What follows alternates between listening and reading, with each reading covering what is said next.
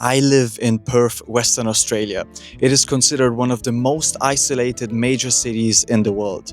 The next city is over 2,000 kilometers away. And after living here and experiencing it myself, the more important question is, does it feel lonely?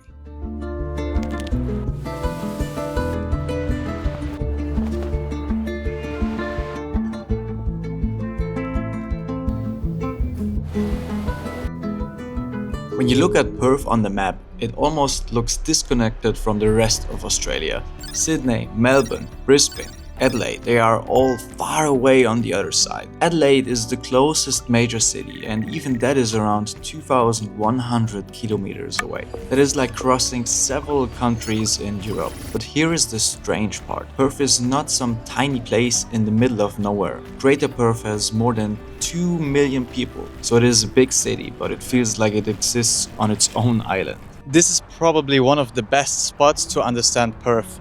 You have a great view. It looks wealthy, it looks clean, it's green.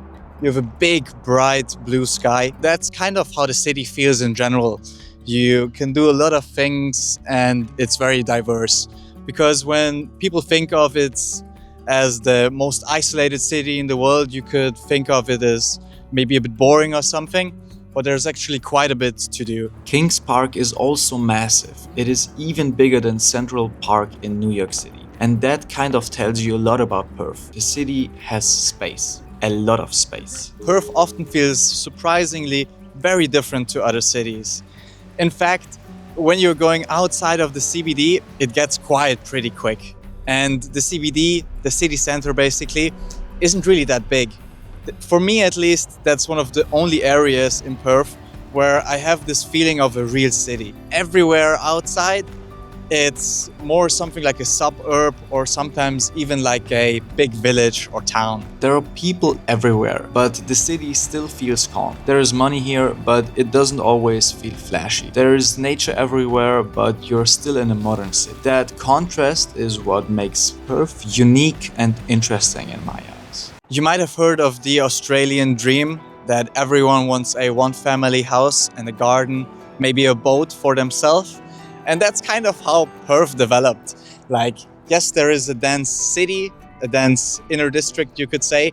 But apart from that, most of the people went for a one-family house. And that's how this city got spread out that much. That's why there are so many small areas where you have like one family house next to the other.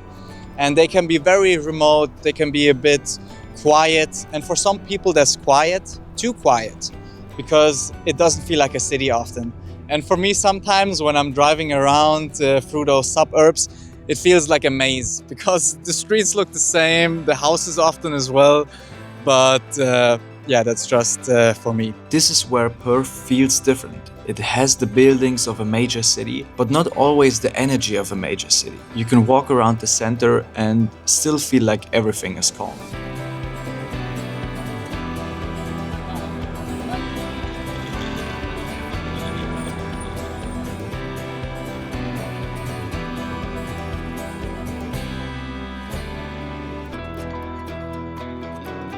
With beaches like Scarborough right next to the city, it definitely gives a completely different vibe than cities like Bangkok. You can just go after work or at the weekend to the beach and enjoy some time with friends, going for good food, maybe go surfing or do some other nice stuff.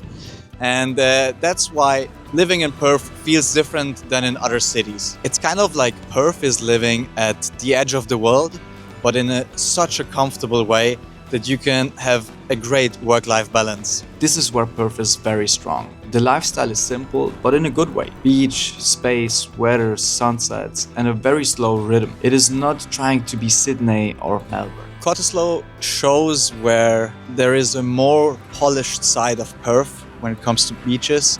It's a bit calmer, and that's one of the reasons why a lot of the rich people are here.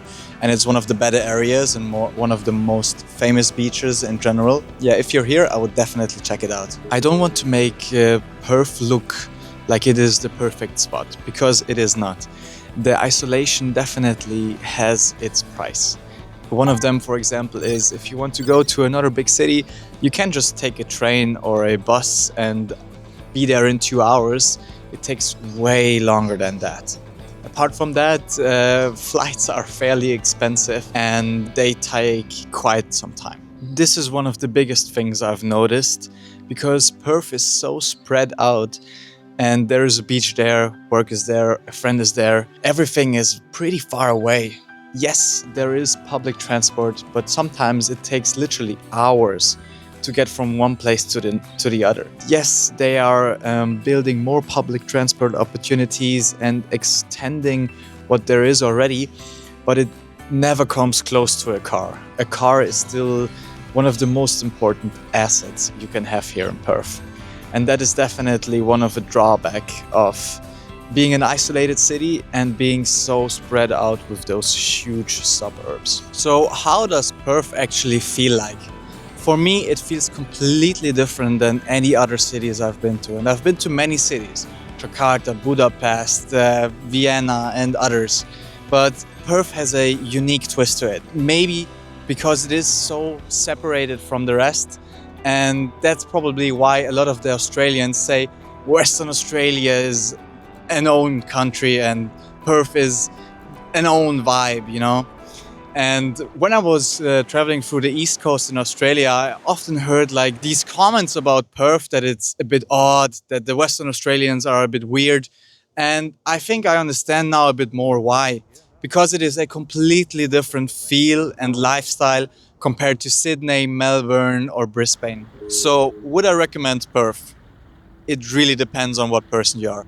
If you're looking for a nightlife and a lot of clubs, a city that never stops basically, Perth might disappoint you. But if you're looking for a calm lifestyle where you have great nature like the ocean, some unique spots like Margaret River, or like some nice trails and national parks, yeah, Perth is a great city, 100%. And besides that, there are great and unique job opportunities you might have never heard of. It's called FIFO. You basically fly to work in a remote area, fly back, and while you're in this camp, your accommodation gets paid, your food gets paid, and it's just a very convenient way to save a lot of money. That's why Perth is the hub for mining in Australia. You have the best job opportunities when it comes to FIFO. If you're interested in that, I made a video about that and you can watch it right now. Perth is a very practical base and you can make a good use out of it. It is very stretched and Western Australia is the biggest state in Australia. There is so much you can do and so much to explore. Even if you live here and you're someone who's very curious, I think it will take months, years till you have done everything that is possible here before you get bored. And that's why it's one of the cities I like the most, because it's very versatile and it doesn't feel like a city always. If you're thinking about coming to Australia or Western Australia, I have made a couple of very honest videos about job opportunities, how it is to move to Australia. And if you like my honest shares and this video, it would be great if you could subscribe or look into the other videos. I hope I see you in the next one.